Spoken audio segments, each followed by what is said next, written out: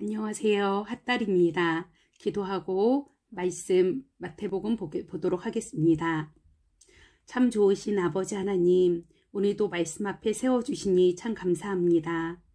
이 생명의 말씀, 능력의 말씀, 우리 가운데 성령님 조명하여 주셔서 깨닫게 하여 주시고 이 말씀이 우리 삶에 온전히 뿌리 내려질 수 있도록 그리고 아름다운 열매가 맺혀지도록 주님 인도해 주세요. 예수님 이름으로 기도합니다. 아멘. 마태복음 21장 예루살렘 입성. 일행이 예루살렘 가까이 와서 올리브산 벳바게에 이르렀을 때 예수께서 두 제자를 보내시며 지시하셨다. 맞은편 마을로 가거라. 거기에 나귀가 매여 있고 새끼도 함께 있을 것이다. 줄을 풀어서 내게로 끌고 오너라. 왜 그러느냐고 누가 묻거든 주님께서 필요하십니다. 라고 하여라. 그러면 보내줄 것이다. 이것은 일찍이 예언자가 다음과 같이 그려낸 이야기의 전말이다. 시온의 딸에게 말하여라. 보아라, 너희 왕이 오시는데 의연하게 준비된 모습으로 나귀를 타셨으니 어린 나귀 곧 짐 나르는 짐승의 새끼다. 제자들이 가서 예수께서 시키신 대로 했다. 그들이 나귀와 나귀 새끼를 끌고 와서 그 위에 자기 옷을 펼치자 예수께서 올라타셨다. 무리 가운데 있던 대부분의 사람들이 길 위에 자기 옷을 펼쳐놓고 그분을 왕으로 맞이했다. 다른 사람들은 나뭇가지를 꺾어다가 길에다 깔며 그분을 환영했다. 무리가 앞서가고 뒤따르면서 일제히 소리쳤다. 다윗의 자손께 호산나!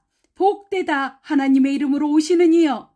하늘 가장 높은 곳에서 호산나! 예수께서 예루살렘에 들어가시자 도시 전체가 동요했다. 사람들이 들떠서 물었다. 무슨 일이요? 이 사람이 누굽니까? 행렬의 무리가 대답했다. 갈릴리 나사렛에서 나신 예언자 예수이십니다. 성전을 깨끗하게 하시다. 예수께서 곧바로 성전으로 가셔서 상점을 차려놓고 사고 파는 사람들을 모두 쫓아내셨다. 고리 대금업자들의 가판대와 비둘기 상인들의 진열대도 뒤엎으셨다. 예수께서 다음 말씀을 인용하셨다. 내 집은 기도하는 집이라고 일컬어졌다. 그런데 너희는 그곳을 도둑의 소굴로 만들어버렸다. 그제야 눈먼 사람과 다리를 저는 사람들이 들어설 자리가 생겼다. 그들이 예수께 오니 예수께서 그들을 고쳐주셨다. 종교 지도자들은 예수께서 하시는 엄청난 일들을 보고 또 성전에서 내달리며 다윗의 자손께 호산나! 하고 외치는 아이들의 소리를 듣고는 발끈하여 예수께 따졌다. 이 아이들이 뭐라고 말하는지 듣고 있어? 예수께서 말씀하셨다. 물론 듣고 있다. 너희는 내가 아이들과 아기들의 입에서 나오는 말로 찬양의 집을 꾸미겠다고 하신 말씀을 읽어보지 못하였느냐? 예수께서 진저리를 내시며 돌아서서 그 도성을 떠나셨다. 베다니로 가셔서 그곳에서 밤을 지내셨다. 말라버린 무화과 나무. 이튿날 아침 일찍 다시 그 도성으로 가시는데 예수께서 배가 고프셨다. 예수께서 길가에 있는 무화과 나무 한 그루를 보시고 무화과로 아침 끼니를 때울까 하여 가까이 다가가셨다. 나무 옆에 가서 보니 무화과 잎사귀밖에 없었다. 예수께서 이제부터 이 나무에 영원히 무화과가 열리지 않을 것이다 하고 말씀하셨다. 그 즉시 무화과 나무가 마른 막대기처럼 말라버렸다. 이것을 본 제자들이 눈에 비비며 말했다. 우리가 본 것이 정말인가? 방금 전까지도 잎이 무성한 나무였는데 금세 마른 막대기가 되다니. 예수께서 차분히 말씀하셨다. 그렇다. 너희가 이 천국의 삶을 품고 하나님을 의심하지 않으면 너희도 내가 무화과 나무에 한 것처럼 작은 일들을 행하고 또한 큰 장애물까지 극복하게 될 것이다. 예컨대 너희가 이 산더러 가서 호수에 뛰어들어라 하고 말하면 산이 뛰어들 것이다.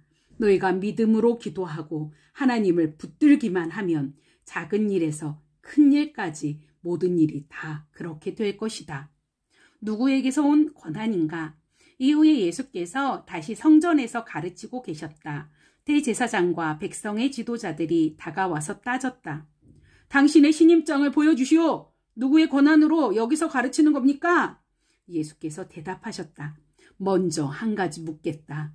너희가 내 물음에 답하면 나도 너희 물음에 답하겠다. 요한의 세례에 관한 것인데 그것이 누구에게서 온 권한이냐? 하늘이냐? 사람이냐?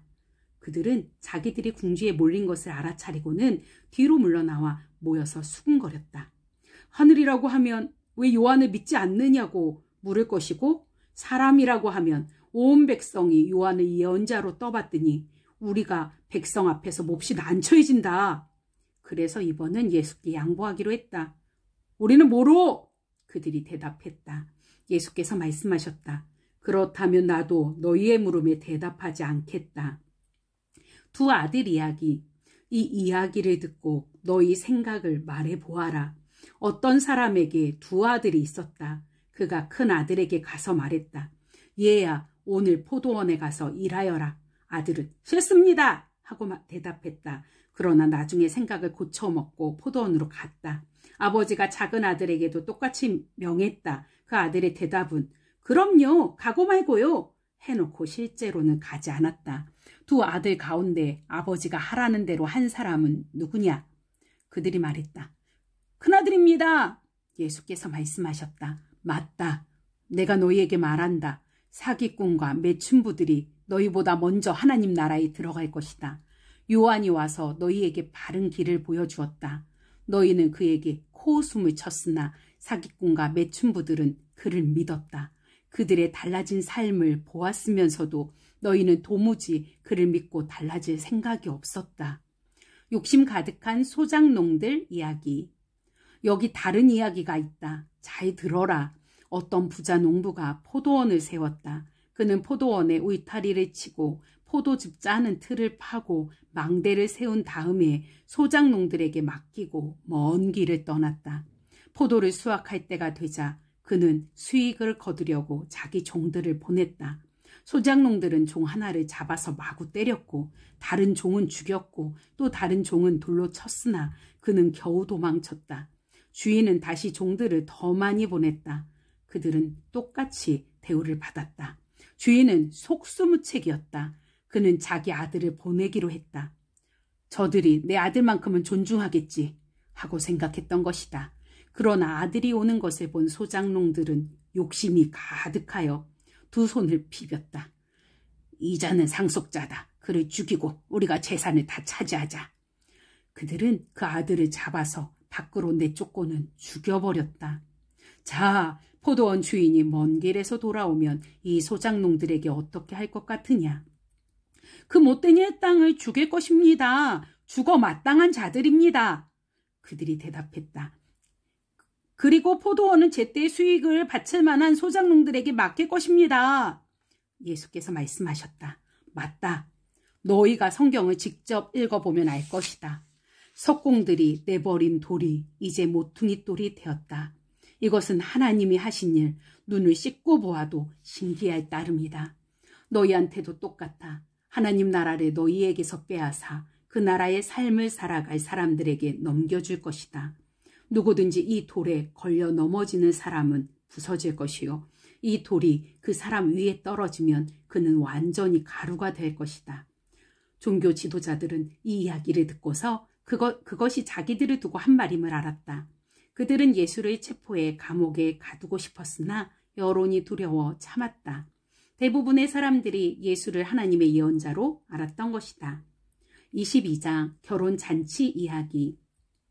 예수께서 이야기를 더 들려주시면서 대답하셨다. 하나님 나라는 자기 아들을 위해 결혼잔치를 베푼 어떤 왕과 같다. 왕은 종들을 보내 초대받은 손님들을 모두 부르게 했다. 그런데 손님들이 오려하지 않았다. 왕은 다시 종들을 보내며 손님들에게 이렇게 말하라고 지시했다. 식탁에 진수성찬을 차려놓았으니 오셔서 드시기만 하면 됩니다. 잔치에 오십시오. 그러나 사람들은 무시하고 가버렸다. 한 사람은 밭에 김 매러 갔고 또 다른 사람은 가게에 일하러 갔다. 딱히 할 일도 없었던 나머지는 그 심부름꾼들을 두들겨 패서 죽였다.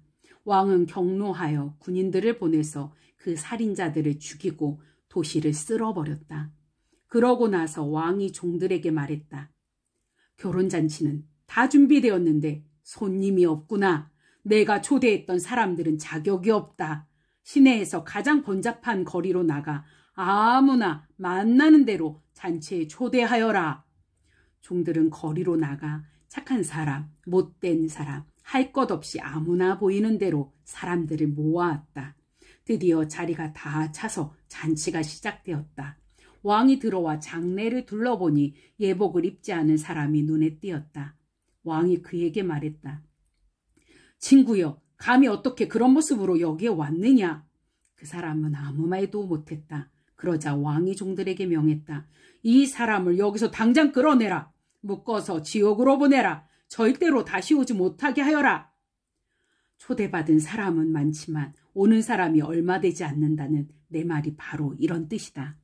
황제의 것, 하나님의 것. 그때의 바리새인들이 예수로 하여금 뭔가 불리한 발언을 하게 해서 그를 올무에 걸리게 할 방도를 의논했다. 그들은 자기네 제자들을 헤롯의 당원 몇 사람과 함께 보내어 물었다.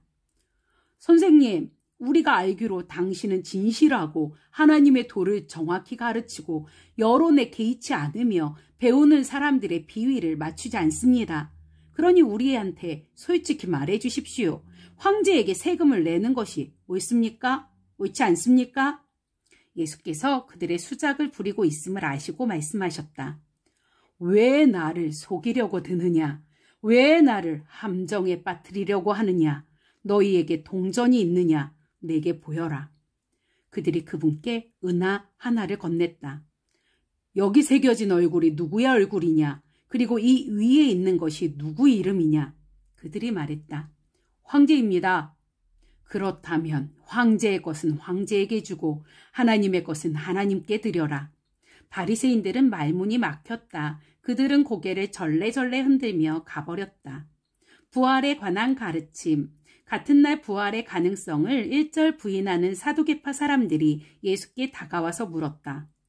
선생님, 모세는 말하기를 남자는 자식 없이 죽으면 그 동생이 형수와 결혼해서 자식을 낳아줄 의무가 있다고 했습니다. 여기 7 형제의 사례가 있습니다.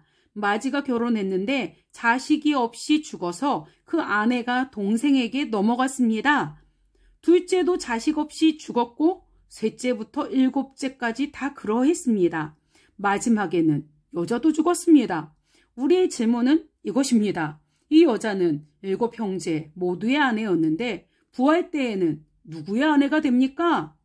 예수께서 대답하셨다. 너희는 2가지를 크게 잘못 생각하고 있다.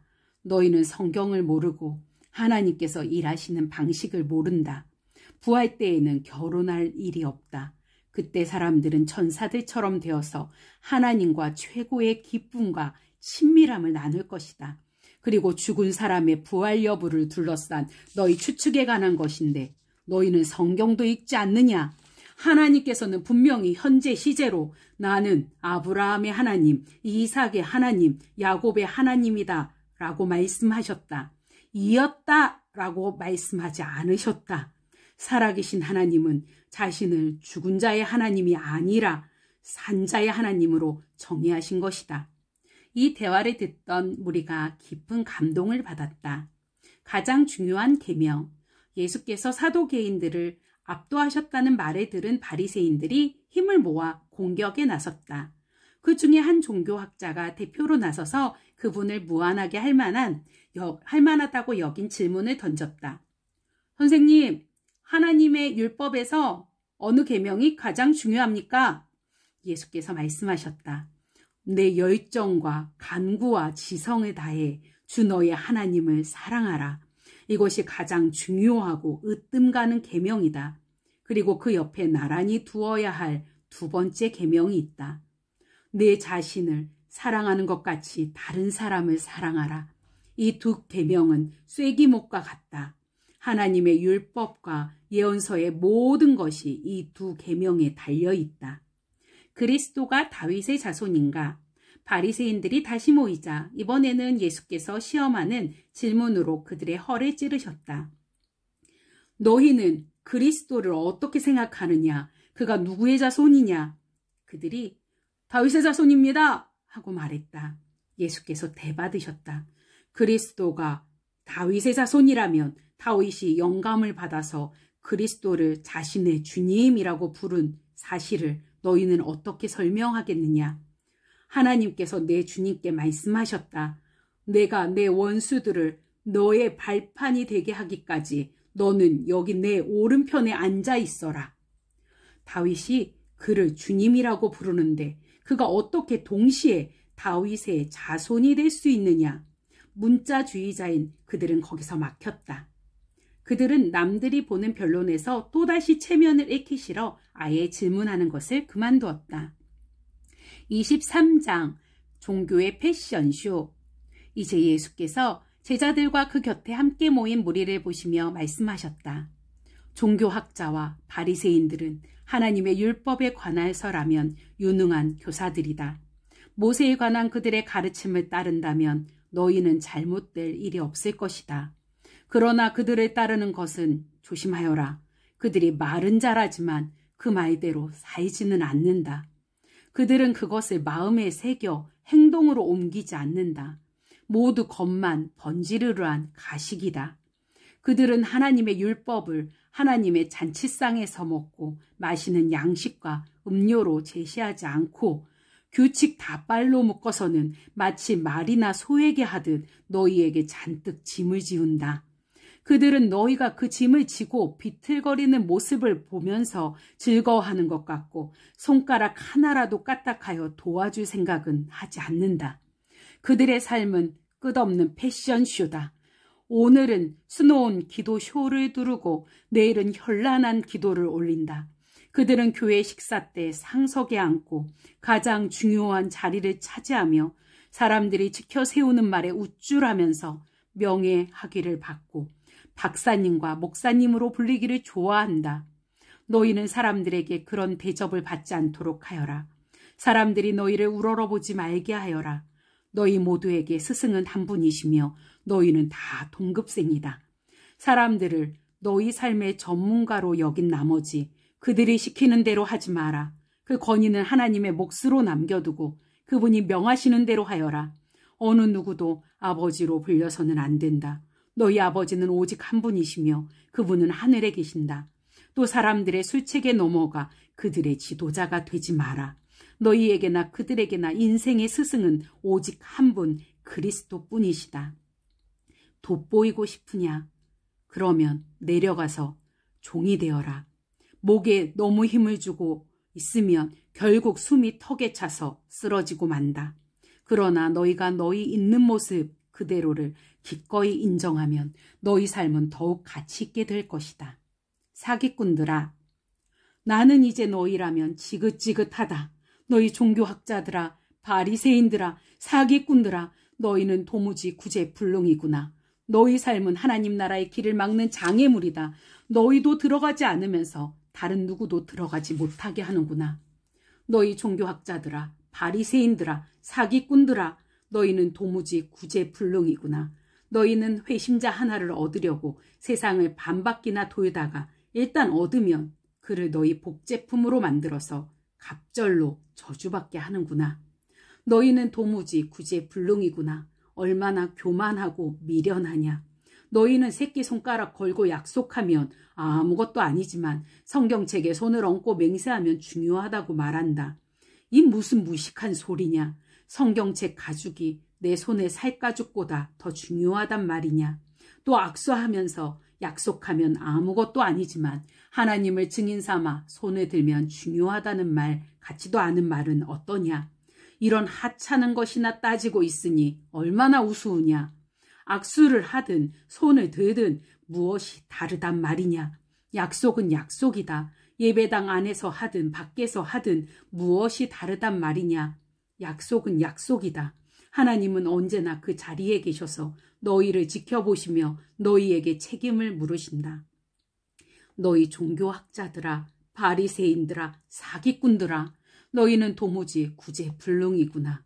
너희는 꼼꼼히 장부를 적어가며 동전 하나까지 11조를 내지만 하나님 율법의 알맹이인 공평과 긍휼과 헌신과 같은 절대적인 기초는 이래도 그만 저래도 그만 안중에도 없다. 정성스런 장부 정리도 좋다만 기초는 반드시 필요하다. 처음부터 끝까지 다 틀려먹은 인생 이야기를 쓰면서 시시콜콜 맞춤법과 구두점을 따지고 있으니 너희 꼴이 얼마나 우스운지 알기나 하느냐. 너희 종교학자들아, 바리새인들아, 사기꾼들아, 너희는 도무지 구제불능이구나. 너희는 햇볕에 반짝이도록 컵과 그릇의 겉에 광을 내지만 그 속에는 너희의 탐욕과 탐심이 득실거린다. 미련한 바리새인들아, 속을 깨끗이 닦아라. 그래야 반짝이는 것도 의미 있을 것이다.